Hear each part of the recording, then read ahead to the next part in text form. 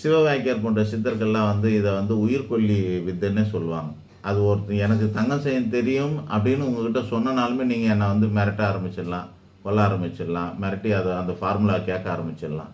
அது ஒரு ஃபார்முலா. அந்த ஃபார்முலா கேட்பாங்க. அதனால அதுவும் வெளியே தெரியாமல் இருக்கும். ஞானம்ங்கிறது ஒன்று உணர்ந்து உள்ளுக்குள்ளே வச்சுக்கிறது. மெய்ஞானம்ங்கிறது அடுத்தவங்களுக்கு செஞ்சு கூட காட்ட முடியாது, நாம் மட்டும்தான் பண்ண முடியும். தங்கத்தை செஞ்சு காட்டலாம், அது ஞானம். மெய்ஞானம்ங்கிறது என்னென்னா, கடவுளை காட்டு அப்படின்னாக்கா கடவுளை உணர்த்த தான் முடியும், காட்ட முடியாது. கடவுளை உணர்த்த தான் முடியும், காட்ட முடியாது. கடவுளே வந்து காட்சி கொடுத்தாதான் உண்டு. நான் காட்டி உங்களுக்கு வந்து கடவுளை காட்ட முடியாது. எந்த குருவால் கூட சிஷியனுக்கு, மாணவர்களுக்கு தன்னுடைய கடவுளை காட்டித்தர முடியாது. கடவுளை உணர்த்த முடியும். இவர் தான் கடவுள், இப்படி தான் இருப்பார், இப்படிலாம் சொல்ல தான் முடியும், ஒழிய காட்ட முடியாது. தங்கத்தெல்லாம் செஞ்சு காட்டலாம் அப்படின்னு அர்த்தம். சயின்ஸ்னால் ஒரு மெடிசனை செஞ்சு காட்டலாம், ஒரு பொருளை உருவாக்கி காட்டலாம். மேஜிக்கில் பல சயின்ஸ் பண்ணுறாங்க. இது மாதிரிலாம் இருக்குது. ஞானம் வேறு, மெய்ஞானம் வேறு. மெய்ஞானம்ங்கிறது இறைவனை உணர்வது மட்டுமே மெய்ஞானமாகும்.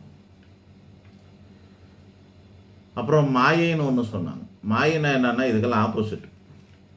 மாயினா ஒன்று இல்லவே இல்லைன்னு அர்த்தம். இல்லாத ஒன்று தான் மாயை.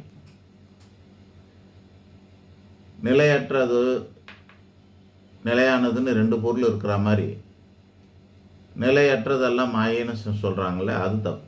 நிலையற்றது அவ்வளோதான். மாயன்னா அது அப்படி ஒன்று இல்லவே இல்லைன்னு அர்த்தம். அது மனதிற்கு மனம் மாறுபடக்கூடியது எல்லாமே மாயை தான். எல்லா இடத்துக்கும் ஒன்று போலவே இருக்கக்கூடியது எல்லாமே உண்மை.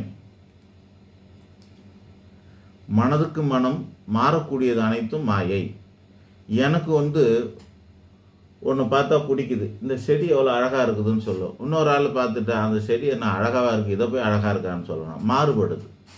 நான் ஒரு பொருளை சாப்பிட்டுட்டு என்ன டேஸ்ட்டாக இருக்குதுன்னு சொல்கிறேன். இன்னொருத்தன் பார்த்துட்டு அதை வந்து வாயிலேருந்து துப்புறான். இப்போ உதாரணத்துக்கு உங்களுக்கு புரியறதுக்காக ஒன்று சொல்கிறேன். நம்ம ஊர்லேயே இருக்குது, இருந்தாலும் நான் எக்ஸ்ட்ரீமாக ஒன்று சொல்கிறேன். சைனீஸ்காரன் பூரானெல்லாம் பிடிச்சி பொறிச்சு சாப்பிட்றான். பூரானை பிடிச்சி பொறிச்சு சாப்பிட்றான். நம்மளால் சாப்பிட முடியுமா? அதை பார்க்க தான் முடியுமா? அப்போ இது மாயை, அது டேஸ்ட் கிடையாது. அவனுக்கு இருக்குது டேஸ்ட்டு, அவன் அதில் லயிச்சு போகிறான். ஒருத்தருக்கும் மாறுபடக்கூடியதுனால இது மாயை. உண்மையான டேஸ்ட்டு கிடையாதுன்னு அர்த்தம். ரசனைகள் மாறுபடும். மனதுக்கு மனம், மனிதனுக்கு மனிதன், மனதுக்கு மனம் மாறக்கூடியது எல்லாமே மாயைங்க. அது உண்மை இல்லை. உண்மை